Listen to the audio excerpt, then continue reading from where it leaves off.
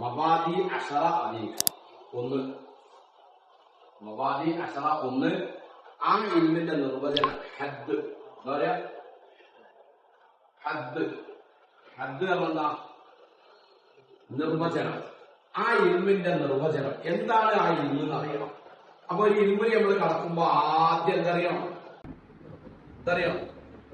നിർവചനം, ഹദ് അറിയണം. രണ്ടാമത്തത് ആ ഇൽമിന്റെ മൗദൂഅ് അറിയണം. ആ ഇൽമിന്റെ മൗദൂഅ് അഥവാ അതിന്റെ പ്രമേയം. മൗദൂഅ് എന്താ? പ്രമേയം. ആ ഇൽമിൽ ചർച്ച ചെയ്യപ്പെടുന്ന വിഷയം, ഇൽമിൽ ചർച്ച ചെയ്യപ്പെടുന്ന വിഷയം അറിയണം. അപ്പോഴേ ആ ഇൽമിൽ നമ്മൾക്ക് കടക്കുമ്പോ ഒരു ബസാറത്ത്, ഒരു ഉൾക്കാഴ്ച ഉണ്ടാവും, ഒരു ഇൻട്രസ്റ്റ് ഉണ്ടാവുകയും എന്താണ് ആ വിഷയം എന്നറിയാം. അതുപോലെ മൂന്നാമത്തത് ഇൽമിന്റെ ലക്ഷ്യം, ഓയത്ത്. എന്താ പറയാ? ആ ഇൽമു കൊണ്ട് എന്താണ് ലക്ഷ്യം. നാലാമത്തത് ഇസ്തിംദാദ്, അത് എവിടെ നിന്നാണ് പിടിച്ചെടുത്തത്, അതിന്റെ പിടിച്ചെടുത്തത് എവിടെ നിന്നാണ് എന്നുള്ളത് അറിയാം. അപ്പൊ അതിന്റെ ഉത്ഭവം കണ്ടോ? ഇസ്തിംദാദ്, എവിടെ നിന്നാണ് ആ ഇൽമിനെ പിടിച്ചെടുത്തത്. അപ്പോ പിടിച്ചെടുക്കപ്പെട്ട സ്ഥലം, അതാണ് ഉദ്ദേശിക്കുന്നത്. ഇസ്തിംദാദ് കൊണ്ട് ഉദ്ദേശിക്കുന്നത് എന്താ? ഉത്ഭവം എന്ന് വേണമെങ്കിൽ പറയാം. അതറിഞ്ഞിരിക്കണം. അതുപോലെ ആ അഞ്ചാമത്തെ കാര്യം അതിന്റെ മഹത്വം, അതിന്റെ ആ ഇൽമിന്റെ മഹത്വം അറിയാം. അപ്പോഴേ അത് പഠിക്കുന്നവർക്ക് മഹത്വം ഉണ്ടാകുമ്പോഴേ ആ ഇൽമ് തെരഞ്ഞെടുക്കുന്നതിൽ താല്പര്യം ഉണ്ടാവും. ഒരു മഹത്വവും ഇല്ലാത്ത ഇൽമാണെങ്കിൽ അത് പഠിക്കാൻ ആള് കിട്ടുമോ? ഇൽമിന്റെ മഹത്വം അറിയണം.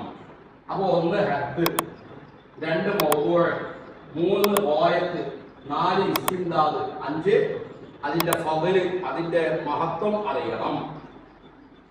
ആറാമത്തത് അതിന്റെ നിസ്ബ അറിയണം. നിസ്ബ എന്താണ്? നിസ്ബ എന്ന് പറഞ്ഞാൽ മറ്റ് ഇൽമുമായി അതിന്റെ തുലനം. അതാ മറ്റ് ഇൽമുമായി താരതമ്യേന അതിന്റെ തുലനം എന്താണ്, താരതമ്യം ചെയ്യാം. അപ്പൊ അത് നല്ല ടോപ്പിലാണോ അതുള്ളത്, മറ്റ് ഇൽമുകളുടെ കൂട്ടത്തില് ഏറ്റവും ടോപ്പിലാണോ അല്ല ഇത് താഴെ ഗ്രേഡാണോ, അങ്ങനെ അതിന്റെ ഒരു തുലനം അറിയുക. ഏഴാമത്തത് ആ ഇൽമിന്റെ പേര്. ആ ഇൽമിന്റെ പേര്, ഇസ്മ്. കണ്ടോ? ആ ഇൽമിന്റെ പേര് അറിയണം. വാദിയനെ അറിയണം. വാദിയ എന്താ? വാദിയ എന്നാൽ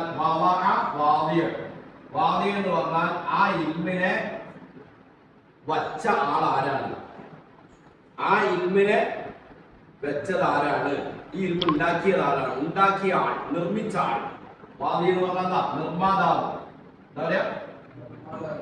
നിർമ്മാതാവ് ആരാണ്, ഈ ഇൽമിനെ നിർമ്മിച്ചത്, ഈ ഇൽമിനെ അതിൽ നിന്നൊക്കെ പിടിച്ച് ഉണ്ടാക്കിയത് അതാരാണ്. കണ്ടോ? അപ്പൊ നിർമ്മാതാവ് ആരാണ് എന്നറിയണം. ഒൻപതാമത്തത് ഇതിന്റെ ഹുക്മ് എന്താണ്, ഈ ഇൽമു പഠിക്കുന്നതിന്റെ വിധി എന്താണ് എന്നറിയണം. ഹുക്മ് അറിയണം. എന്താണ് ഹുക്മ്? അപ്പൊ ഈ ഇൽമു പഠിക്കുന്നതിന്റെ വിധി എന്താണ്? നിർബന്ധമാണോ? നിർബന്ധമാണെങ്കിൽ തന്നെ ഫർദ് ഐനാണോ, അല്ല ഫർദ് കിഫായയാണോ, അല്ല ഈ ഇൽമു പഠിക്കൽ സുന്നത്താണോ, അല്ല ഈ ഇൽമു പഠിക്കൽ മക്റൂഹാണോ, ചില ഇൽമു പഠിക്കൽ ഹറാമായിരിക്കും. അപ്പൊ ഇത് ഹറാമാണോ? എന്താണ് ഈ ഇൽമു പഠിക്കുന്നതിന്റെ വിധി, അതറിയണം. പത്താമത്തെ മവാദി അശറയിൽ പത്താമത്തത് എന്താണ്? ഇതിന്റെ മസ്അലകൾ, മസാഇൽ. മസാഇൽ എന്നാൽ അതിൽ ചർച്ച ചെയ്യപ്പെടുന്ന എന്താണ് ഖദിയകൾ. കണ്ടോ? അതില് ചർച്ച ചെയ്യപ്പെടുന്ന മസ്അലകൾ, അതായത് ഓരോ ചോദ്യ ഉത്തരങ്ങൾ, കണ്ടന്റുകൾ ഉണ്ടാവും. അതിനുള്ള കണ്ടന്റുകൾ, അതാണ് മസാഇൽ എന്ന് പറഞ്ഞ ഉദ്ദേശിക്കുന്നത്. കണ്ടന്റുകൾ. ഈ 10 കാര്യങ്ങൾ ഏതൊരു ഇൽമിലും പ്രവേശിക്കുമ്പോൾ അറിയേണ്ടതാണ്. അതറിഞ്ഞു കഴിഞ്ഞാൽ ആ ഇൽമു പിന്നെ അവന് വളരെ എളുപ്പമായിരിക്കും. കാരണം അറിഞ്ഞുകൊണ്ടാണ് അവരെ ചെയ്യുന്നത്. അറിയാതെ അങ്ങോട്ട് എറിഞ്ഞ് കിട്ടിയെങ്കിൽ വാങ്ങ കിട്ടി, അല്ലെങ്കിൽ കോട്ട എന്ന് വിചാരിച്ചാൽ കിട്ടിയോളന്നില്ല. നേരെ മറിച്ച് നമ്മൾ സൂത്രം വെച്ച് അങ്ങനെ നമ്മൾ സാധനം കണ്ട അത് ലക്ഷ്യം വെച്ചാൽ എറിഞ്ഞാലോ പെട്ടെന്ന് അത് കിട്ടും. നമ്മൾ കല്ലെടുത്താണ്ട് എറിഞ്ഞതാണ്, ഒരു കല്ലെടുത്താണ്ട് എറിഞ്ഞതാണ്, കിട്ടാൻ മാങ്ങ കിട്ടട്ടെ അല്ലെ ചക്ക കിട്ടട്ടെ അല്ലെ പൂവാണ് പോട്ടെ എന്ന് വിചാരിച്ചാൽ അതിനിപ്പോ ഒന്നും കിട്ടൂല. ആ ഏറ് വെറുതാവും. ഒരാ ടൈം നഷ്ടപ്പെട്ട്, അവന്റെ ഊർജം നഷ്ടപ്പെട്ട്, എല്ലാം നഷ്ടപ്പെട്ടു. എന്നാൽ അവൻ ഒരു മാങ്ങ ലക്ഷ്യം വെച്ചുകൊണ്ട് സൂത്രം വെച്ച് അതിനാണ് എറിഞ്ഞാലോ പെട്ടെന്ന് കിട്ടും അല്ലേ, പെട്ടെന്ന് കിട്ടൂലേ. ഇതാണ്. അപ്പൊ ഈ മബാദികൾ ആദ്യം അറിയണം.